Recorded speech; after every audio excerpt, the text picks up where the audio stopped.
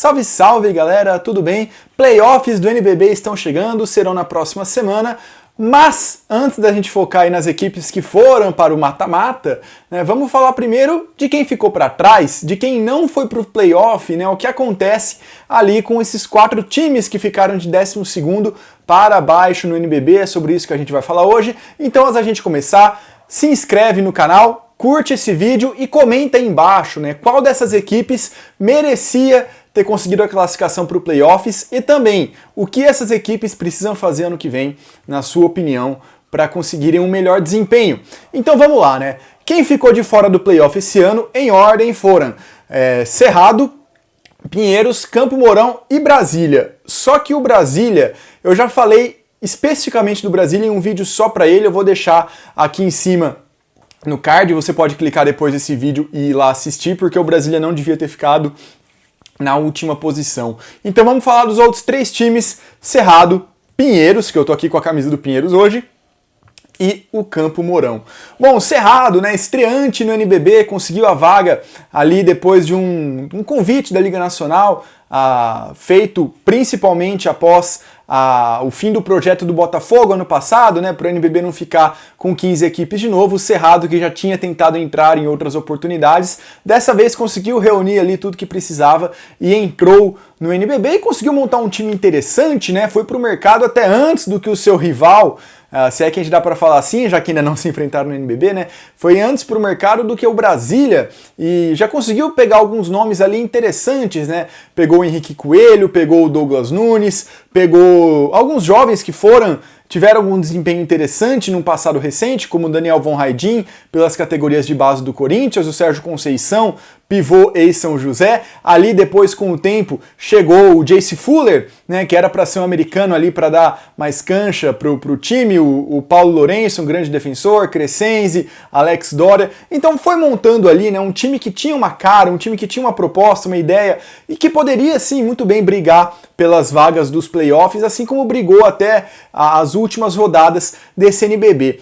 Só que o campeonato foi começando e aí vieram os problemas, né? Bom, primeiro, a distância, né? Não jogou em Brasília, mas só no final. Mas aí todos os times tiveram essa mesma dificuldade. Depois, o time começou a ter muita lesão, né? O Henrique Coelho, que era o cara, o principal nome desse time, pelo menos se a gente for considerar o passado recente dentro do NBB, ao lado do Douglas Nunes, ele começou a sofrer com lesões, né? Ele demorou muito para entrar no time também. O Jace Fuller ficava muito sobrecarregado, as bolas ficavam muito concentradas no Jace Fuller, ele claramente não era o suficiente ali para dar conta do time. E a gente viu alguns outros nomes começarem a ter um maior protagonismo, como o Douglas. O Douglas, na verdade, demorou um pouco também, mas principalmente ali o Crescenzi e o Paulo, né, tentavam dividir um pouco as atenções junto com o Jace Fuller, mas aí o tempo foi passando, novos desfalques foram acontecendo, o Jace Fuller foi embora, chegou o Wiggins, o time até se aprumou um pouco, mas já era tarde. Só que tem um porém, né? O Cerrado vendeu caro muitas das suas derrotas, né? O Cerrado sofreu a game winners, perdeu para o Brasília no último lance, perdeu para o Bauru nos últimos minutos, deixou algumas vitórias escaparem ali, que se tivesse conseguido algumas dessas, não todas, algumas dessas, muito provavelmente teria terminado na frente do Caxias, né? Nessa primeira fase, né? Teve prorrogação com o Paulistano também, então foi um time que se desgastou demais, sofreu com lesões, alguns nomes não renderam como esperado, né? A gente esperava, eu pelo menos esperava que o Sérgio Conceição, por exemplo, tivesse um salto de qualidade em relação ao período dele em São José, isso não aconteceu, mas Daniel Von Haidin foi bem, Crescenzi teve um ano legal, o Henrique Coelho quando jogou também, Lucas Lima ficou sobrecarregado também, né, ali quando o Coelho não estava disponível. Então foi assim, foi uma primeira temporada distante da sua torcida, uma primeira temporada com muitos problemas de lesão e com um elenco curto ali, acabou não dando para o Cerrado, mas que tinha um espírito muito aguerrido, né? A equipe do Bruno Lopes foi muito bem nesse sentido de raça, de entrega, não teve muitas derrotas por uma grande diferença, então soube se controlar durante boa parte do jogo, mas não tinha quem fechasse, né? A verdade é essa, por mais que tenha conseguido ali uma vitória no estouro, não lembro contra quem agora, mas foi no Rio de Janeiro, bola do Nick Wiggins, então, mas no geral o saldo nesse fechamento de partidas foi bem negativo para o lado do Cerrado. Daqui para frente, né, o time deve continuar no que vem, tem a grande vantagem de não ter mais o valor do direito associativo no orçamento, né? A franquia, o direito de jogar o NBB foi pago ano passado, então esse direito fica para sempre com a equipe do Cerrado, é um gasto muito grande que não vai estar no próximo orçamento, então mesmo que o orçamento do time seja o mesmo, vai ter um alívio maior, porque esse gasto não vai estar mais lá. Mas a diretoria está tentando ali, quem sabe, manter o patrocínio do Banco BRB, eventualmente conseguir outras empresas ali da região para manter o projeto e quem sabe até aumentar um pouco, né, quem sabe o orçamento e montar uma equipe mais qualificada, entrar antes no mercado e tudo mais. Cerrado é um time que tem vários núcleos sociais espalhados por Brasília, tem uma base também numerosa, né, trabalhando um pouco melhor essa base, quem sabe ali com boas participações numa LDB consiga gerar alguns bons frutos dentro de casa mesmo, né, podendo concentrar gastos em algum nome de maior relevância. Mas vamos lá, né? O Cerrado então bateu na trave ali, né? Ficou brigando com o Caxias até as últimas rodadas, mas não conseguiu. E depois do Cerrado vem o Pinheiros. Pinheiros com uma proposta diferente, né? Para começar, que lá atrás o Pinheiros havia possibilidade, depois que o Pinheiros dispensou todos os seus adultos, do Pinheiros não disputar o NBB e disputar apenas o Campeonato Brasileiro da CBB, que acabou, no final das contas, sendo muito adiado, e o Pinheiros foi mesmo para o NBB com uma equipe que primeiramente seria exclusivamente de jovens, com o Teichmann e o Humberto como mentores. Seria muito parecido com o Pato, que acabou ficando só com o jovem, o Isaac Thornton e o Funches. O Pinheiros seguiria uma linha mais ou menos assim, mas com o passar do tempo começaram a chegar alguns nomes, né, como Gustavo Basílio, Wesley Senna, o Zubial Rê, e eles tentaram também um americano, o Landon Atbury, que ficou apenas 2 semanas no time, nem chegou a estrear no Campeonato Paulista e foi embora antes.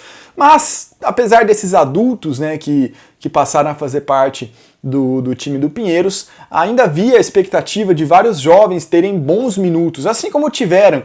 Mas a expectativa, os olhares, né, estavam voltados principalmente para Bufá e Danilo Senna, que eram 2 nomes que já tiveram mais rodagem no adulto, principalmente o Bufá, que na temporada passada, ainda sob o comando do César Guidetti, ele teve um bom segundo turno, principalmente depois que o Dawkins, que estava no Pinheiros ainda, né, machucou, e aí ele teve mais minutagem, deu conta do recado, deu uma dinâmica muito interessante para o Pinheiros. A expectativa estava girando em torno deles. Só que a temporada começou e a gente viu esses adultos com muito tempo de quadra. O próprio treinador, né, o Davi Pelosini, falou pra gente também numa live no Área Restritiva. Eu tenho falado bastante das lives do Área, né? Toda sexta-feira, às 7h30 da noite, lá a gente fala com algum personagem do basquete brasileiro, é bem legal. Eu vou deixar o link da entrevista com o Davi Pelosini também. Mas ele falou também que ele estava com milhões de ideias, um plano de jogo super complexo, tal, cheio de alternativas, cheio de variáveis, e o time não conseguiu assimilar. E com o tempo ele começou a simplificar o esquema de jogo, tirar um pouco dessas ideias, o time rendeu melhor e ao mesmo tempo 2 jovens pediram passagem. Se o Bufá e o Danilo Senna, mas principalmente o Bufá, foram muito bem ano passado e não deram aquele salto de qualidade, aquela explosão para continuar naquela curva super crescente que a gente esperava, outros 2 nomes se sobressaíram entre os jovens, que foi o Rafael Monfort, vindo da NCAA, né, vindo dos Estados Unidos, do college, e o Gabriel Campos, irmão do Jefferson Campos. O Gabriel Campos, em pouco tempo, ele roubou a titularidade do Zubial Rê, e foi até curioso, porque como titular, o Gabriel Campos passou a render melhor, e vindo do banco, o Zubial Rê também passou a render melhor, né, foi uma troca boa para os dois. E ali ele começou a desfilar qualidade, né? Um jovem de muito potencial, apresentou coisas muito boas ano passado, mudou a dinâmica de jogo do Pinheiros e conseguiu lances espetaculares, como por exemplo aquela bola final contra o César Franca, né? Faltando 30 segundos de jogo, perdendo por 4 pontos, ele consegue uma bola de 3, cava uma falta, certo lance livre, foi para prorrogação o jogo, o Pinheiros acabou vencendo aquela partida, mas foi um time muito instável, né? Apesar da grande temporada do Teichmann, né, que foi, em termos estatísticos, um dos grandes nomes desse NBB, como há alguns anos ele não vinha sendo, né, ele serviu ali como um mentor mesmo, um cara que tranquilizava, chamava responsabilidade. Apesar da belíssima temporada dele, do bom momento do Gabriel Campos e do Munford, era um time muito instável, um time muito jovem e ainda sem cancha no NBB. Né, os adultos não conseguiram dar aquela experiência necessária e foi diferente, por exemplo, do Pato, que é uma equipe muito jovem, mas já com certa experiência no NBB. O Pinheiros não, tinha muita gente que estava sendo lançada no profissional nesse ano, pelo menos com minutagem relevante, e aí o time sentiu. Então, ao mesmo tempo que ele conseguia vitórias espetaculares, como contra o Franca, jogos muito duros, como contra Bauru, ele tinha algumas derrotas muito grandes, muito fortes, por 30, 40, eventualmente 50 pontos de diferença, porque era muito instável, não conseguia manter essa regularidade.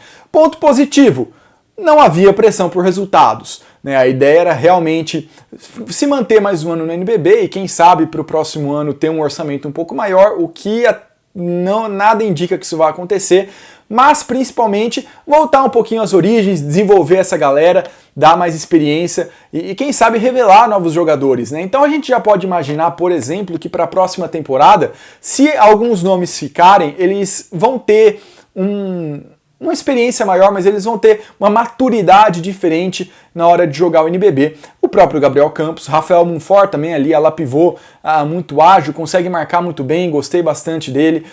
Outros nomes também, o Michael Douglas foi muito bem, Bufá e Danilo Senna, não é porque não tiveram o ano esperado em 2020 e 2021 que eles são acabados, muito longe disso. São muito jovens ainda, podem se desenvolver demais.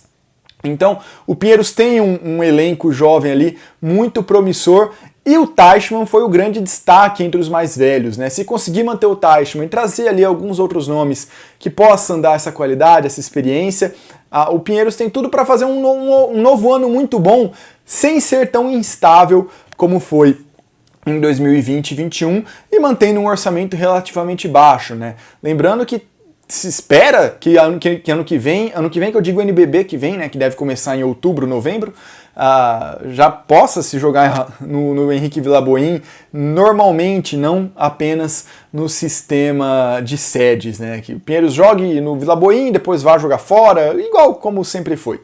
Por fim, Campo Mourão, penúltimo colocado do campeonato, e aqui a gente não tem tantas surpresas assim, né?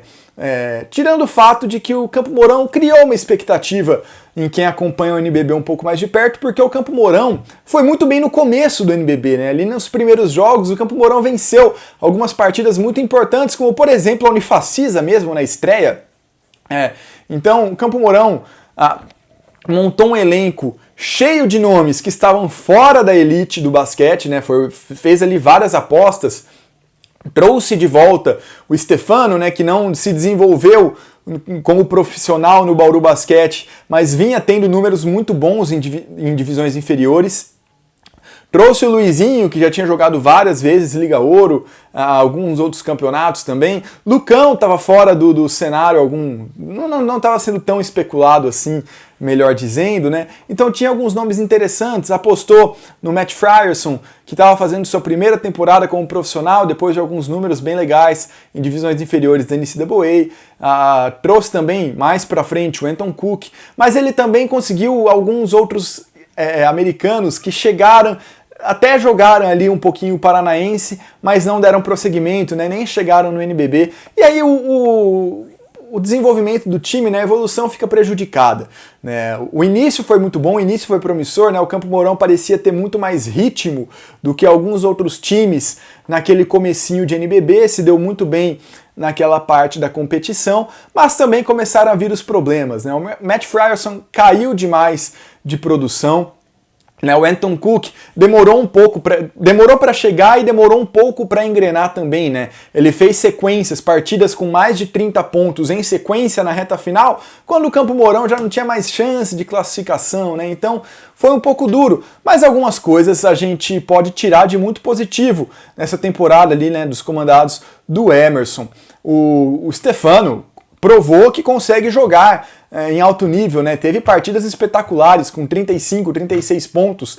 Ele conseguiu, curiosamente, né, a maior pontuação de um argentino na história do NBB, dele essa marca. E olha que muitos argentinos de mais renome até já passaram por aqui, né? Já chegaram mais consagrados no NBB. O Stefano conseguiu uma marca pessoal melhor.